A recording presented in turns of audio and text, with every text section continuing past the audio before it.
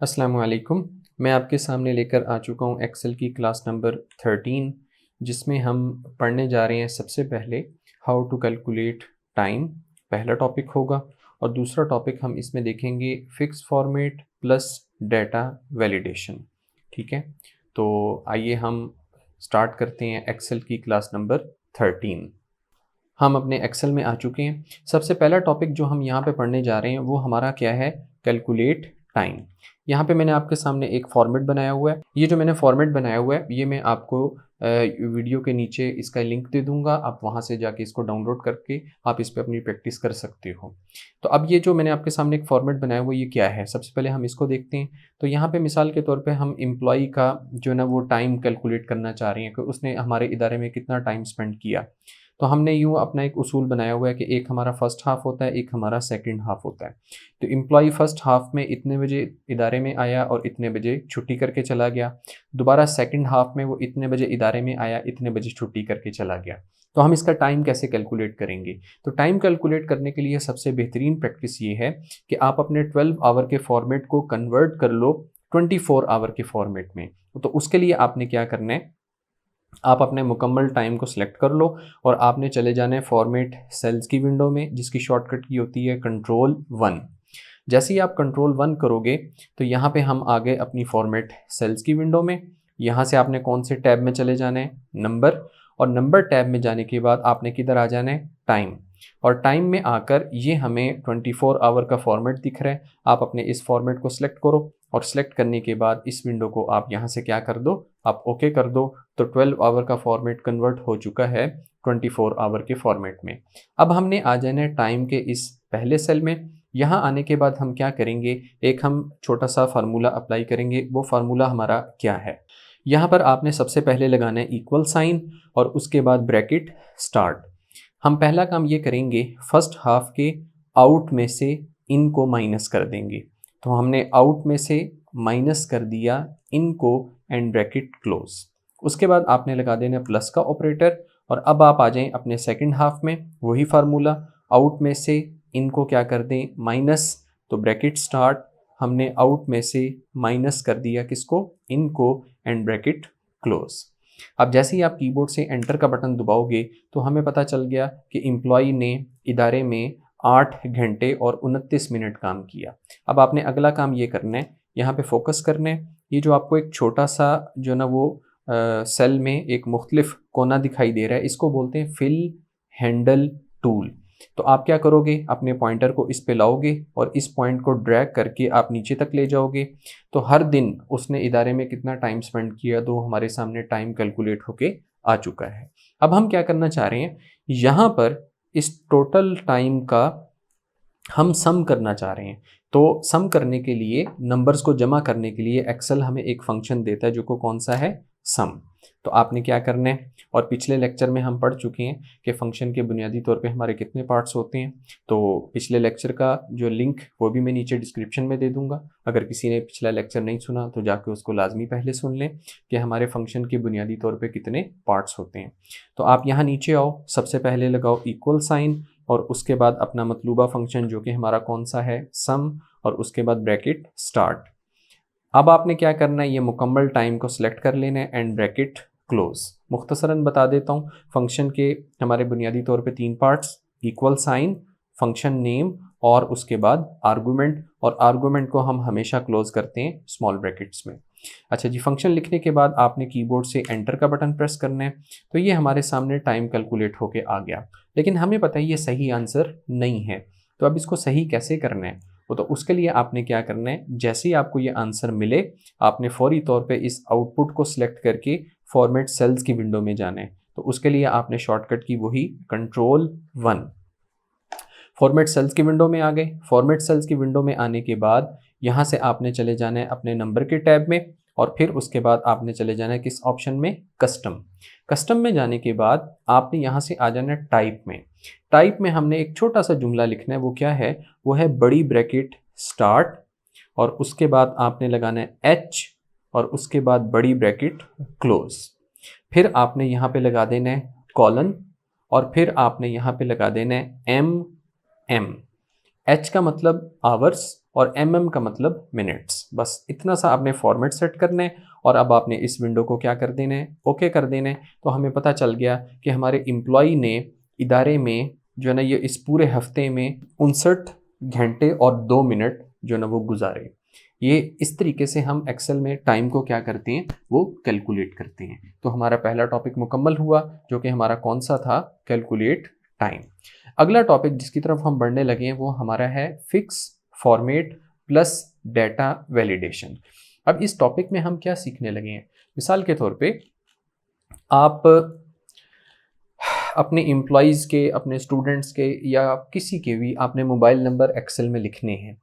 अब mobile number Excel में लिखने के लिए हम ये चाह रहे हैं कि हम उसका एक फ़िक्स फॉर्मेट बना लें। फ़िक्स फॉर्मेट में 2 चीज़ें होंगी।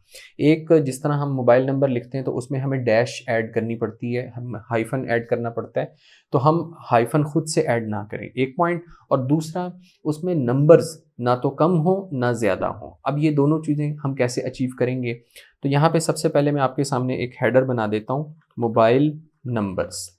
ठीक हो गया। और इस हेडर की अलाइनमेंट हम कौन सी कर लेते हैं, सेंटर अलाइनमेंट। और उसके बाद इस हेडर और प्लस इसके साथ चंद एक सेल्स को सिलेक्ट करके हम इस पे अप्लाई कर देते हैं ऑल बॉर्डर। तो उसके लिए आपने चले जाना है होम टैब, और होम टैब में जाने के बाद आपने किस कमांड में आ जाना है, ये बॉर्डर की कमांड, और इसमें आपको ये नज़र आएगा ऑल बॉर्डर। ठीक हो गया। अच्छा, यहाँ पे एक छोटा सा टॉपिक दरमियान में लेकर आता हूँ, वो क्या है, ठीक है, आप अपने हेडर को सिलेक्ट करें और इसके साथ निचले तमाम सेल्स को भी सिलेक्ट कर लें। हेडर भी बीच में शामिल हो गया, सेल्स भी जो है ना वो सिलेक्टेड हो गए। अब आप 2 शॉर्टकट कीज़ अप्लाई कर सकते हो, कंट्रोल टी या कंट्रोल एल। तो ये मैं आपके सामने कंट्रोल टी शॉर्टकट की अप्लाई कर रहा हूँ। अब कंट्रोल टी से होगा क्या, अभी आपके सामने आएगा। अब यहाँ पे एक हमारे सामने ऑप्शन आ रही है क्रिएट टेबल। तो कंट्रोल टी से क्या होने लगा है, हमारी सिलेक्टेड रेंज कन्वर्ट होने लगी है इनटू टेबल। अब उस टेबल का फ़ायदा क्या होगा, अभी आपके सामने आएगा। अब यहाँ पे हमने एक चीज़ बतानी है, तो देखें ये मोबाइल नंबर्स, ये हमारा क्या है, हेडर। तो इस विंडो में आपने बताना है माई टेबल हैज़ हेडर्स। इसके चेक बॉक्स पर टिक कर दें, क्योंकि हम मोबाइल नंबर हेडर बना चुके हैं। तो अब आपने क्या करना है, यहाँ से इस विंडो को आपने ओके कर देना है। अब जैसे ही ओके करेंगे तो हमारी जो सिलेक्टेड रेंज वो एक टेबल में कन्वर्ट हो गई। मुझे उम्मीद है ये टॉपिक आपको समझ में आ चुका होगा। तो अब आप क्या करें, हेडर को छोड़ दें और निचले तमाम सेल्स को क्या कर लें, आप सिलेक्ट कर लें। और सिलेक्ट करने के बाद आपने चले जाना है फॉर्मेट सेल्स की विंडो में, जिसकी शॉर्टकट की है कंट्रोल 1। तो मैंने आपके सामने कंट्रोल 1 शॉर्टकट की अप्लाई कर दी। और अब आपने यहाँ से चले जाना है किस ऑप्शन में, कस्टम। कस्टम में जाने के बाद यहाँ से आपने आ जाना है किस में, जनरल। और जनरल में अब आपने क्या करना है, जनरल में अब आपने ये करना है, जितने हमारे मोबाइल नंबर में डिजिट्स होते हैं उतने आपने यहाँ पर ज़ीरो लगाने हैं। तो मैं जो है वो पाकिस्तान के मुताबिक पहले हमारे 4 डिजिट्स होते हैं, तो 1 2 3 4 हमने 4 ज़ीरो लगा दिए। फिर उसके बाद हाइफन यानी कि डैश होती है, आप वो लगा दें।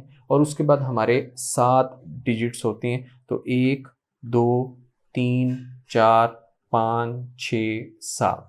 ठीक हो गया। तो हमारे मोबाइल नंबर में जितने भी डिजिट्स थे हमने उतने यहाँ पर क्या लगा दिए, ज़ीरो लगा दिए। काम मुकम्मल। अब आप इस विंडो को क्या कर दें, आप इसको ओके कर दें। ठीक हो गया। अब देखिए इसका फ़ायदा क्या होगा। यहाँ मैं मोबाइल नंबर के नीचे जाता हूँ और कोई भी मोबाइल नंबर टाइप करता हूँ, मिसाल 0300। अब इसके बाद आता है हाइफन डैश। अब आपने वो खुद से ऐड नहीं करनी, 1 2 3 4 5 6 7। तो देखिए हमने मोबाइल नंबर लिखा, हमने खुद से उसमें कोई डैश ऐड नहीं की। अब जैसे ही आप कीबोर्ड से एंटर का बटन दबाओगे तो देखिए उसमें डैश खुद ब खुद ऐड हो चुकी है। तो ये हमने क्या किया, हमने अभी तक जो अपना टारगेट अचीव किया उसमें क्या टारगेट है, वो है फिक्स फॉर्मेट। अब अगला टॉपिक जो हम इसके साथ ऐड करने लगे हैं वो है डेटा वैलिडेशन। डेटा वैलिडेशन का क्या मतलब, मिसाल के तौर पे यहाँ पे कोई मोबाइल नंबर लिखता है 0300, हाइफन डैश आपने खुद से ऐड नहीं करनी, 1 2 3 4 5 6। नॉर्मली कोड के बाद 7 डिजिट्स होते हैं, लेकिन यहाँ पे मैंने लिखे कितने डिजिट्स, 6। और मैं कीबोर्ड से एंटर का बटन प्रेस कर देता हूँ। तो अब हमने जो मोबाइल नंबर एंटर किया वो गलत एंटर किया। तो हम ये चाह रहे हैं कि कोई भी गलत मोबाइल नंबर एंटर ना करे। तो हम उसके लिए क्या करेंगे, हम एक वैलिडेशन रूल सेट करेंगे। वो कैसे? तो उसके लिए आपने सबसे पहले ये देखना है आपके मोबाइल नंबर में टोटल डिजिट्स कितने हैं। आप इस तरफ आएँ तो ये तो हमें नज़र आ रहे हैं कितने डिजिट्स, 7, और उसके बाद 8, और उसके बाद 9, और उसके बाद 10, और उसके बाद 11। लेकिन यहाँ पर आपने एक बात ज़हन में रखनी है, मैथ में जो इब्तदाई ज़ीरो होता है उसकी कोई हैसियत नहीं होती। तो मोबाइल नंबर में ये जो पहला ज़ीरो है इसकी कोई हैसियत नहीं है। आप इस ज़ीरो को निकाल दें और फिर उसके बाद अपने बकिया डिजिट्स की तादाद अपने जहन में बैठा लें। वो कितनी बन रही है? वो 10 बन रही है। अब क्या करते हैं, दोबारा अपने हेडर को छोड़कर टेबल के तमाम सेल्स को आप क्या कर लें, सिलेक्ट कर लें। सिलेक्ट करने के बाद आपने चले जाना है अपने कौन से टैब में, डाटा। और डाटा टैब में जाने के बाद आपको कौन से ग्रुप में, डाटा टूल्स के ग्रुप में एक कमांड दिखेगी, डाटा वैलिडेशन। बाज़ औक़ात अगर कंप्यूटर की स्क्रीन छोटी हो तो डाटा वैलिडेशन लफ्ज़ आपको लिखा हुआ दिखाई नहीं देगा, आपको सिर्फ उसका ये यहाँ पे जो आइकन बना हुआ है ये आपको दिखाई देगा। ठीक है, तो डाटा टूल्स के ग्रुप में आपने डाटा वैलिडेशन की कमांड ढूंढ लेनी है। आप इस पर क्लिक कर दें। अब जैसे ही आप इस पर क्लिक करेंगे एक हमारे सामने विंडो ओपन हो गई, डाटा वैलिडेशन। अब यहाँ पे आपको लिखा हुआ नज़र आ रहा है अलाउ एनी वैल्यू। इसका मतलब ये है हमारी सिलेक्टेड रेंज में जितने मर्जी डिजिट्स लिखो, जो मर्जी डाटा लिखो, ठीक है ना, एनी वैल्यू। हम ये नहीं चाहते। आपने क्या करना है, ड्रॉप डाउन ओपन करनी है। ओपन करने के बाद यहाँ से किस ऑप्शन में आना है, आपने टेक्स्ट लेंथ, आप इसमें चले जाएं और यहाँ पे आपने आना है बिटवीन की तरफ। बिटवीन को आपने बदल देना है किसमें, इक्वल टू में। और अभी हमने डिसाइड किया था कि हमारे मोबाइल नंबर में टोटल कितने डिजिट्स, 10, क्योंकि पहले वाले ज़ीरो की कोई हैसियत नहीं है।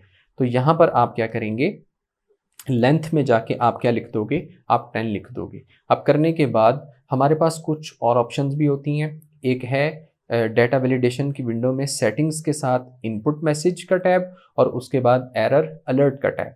तो अभी आप चले जाओ किसमें, इनपुट मैसेज में।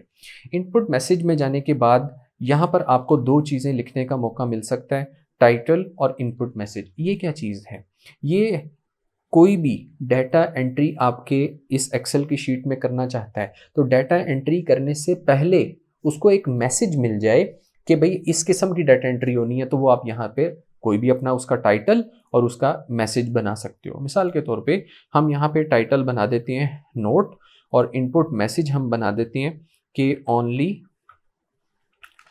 10 डिजिट्स अलाउड। ठीक हो गया। तो ये हमने एक क्या बना दिया, हमने एक मैसेज बना दिया उस शख्स के लिए जो डाटा एंट्री का काम करेगा। उसके बाद आपको एक टैब दिखाई दे रहा है एरर अलर्ट। आप एरर अलर्ट में चले जाएं। फिर यहाँ पे आप दो काम कर सकते हैं, टाइटल और एरर मैसेज। इसका क्या मतलब, अगर कोई वैलिडेशन रूल जो हम बनाना चाह रहे हैं उसको फॉलो नहीं करता, गलत एंट्री कर देता है, तो उसको हमारी स्क्रीन पे किस किस्म का मैसेज डिस्प्ले हो, तो आप यहाँ से टाइटल, तो यहाँ पे हम टाइटल बना देते हैं मिसाल के तौर पे अलर्ट, और एरर मैसेज बना देते हैं हम मिसाल के तौर पे रॉन्ग एंट्री। आप अपनी मर्ज़ी का कोई भी टाइटल बना सकते हो, कोई भी आप एरर मैसेज बना सकते हो।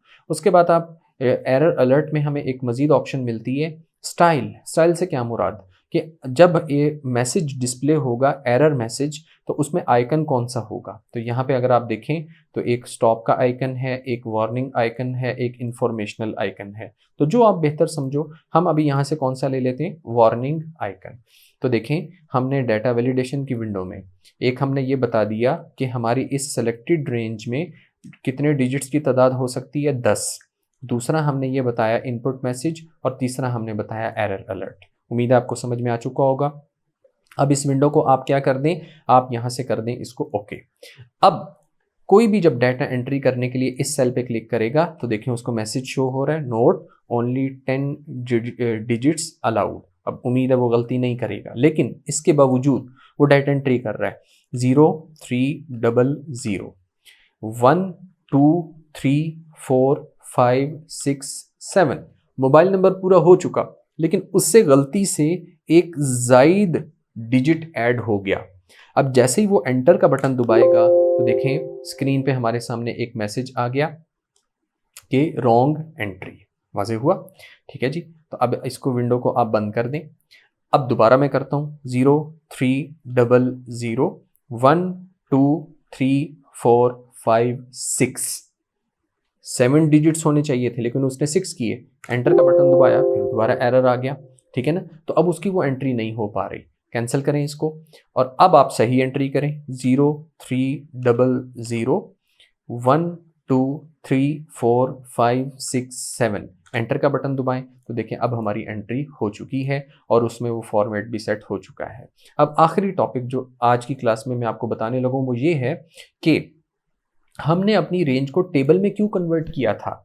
तो उसकी वजह ये कि देखें हमने सिर्फ इतने सेल्स को सिलेक्ट करके अपना फॉर्मेट बनाया था, फॉर्मेट सेल्स की विंडो में जाके, और अपना वैलिडेशन रूल बनाया था डाटा टैब में जाके। तो टेबल का ये फ़ायदा है जैसे जैसे आपकी एंट्री आगे बढ़ती चली जाएगी तो वो हमारा फॉर्मेट सेल्स की विंडो में बनाया हुआ फिक्स फॉर्मेट का रूल वो भी आगे बढ़ता चला जाएगा और वैलिडेशन की कमांड में जाकर बनाया वैलिडेशन का रूल वो भी आगे की तरफ बढ़ता चला जाएगा। तो ये फ़ायदा है अपनी रेंज को टेबल में कन्वर्ट करने का।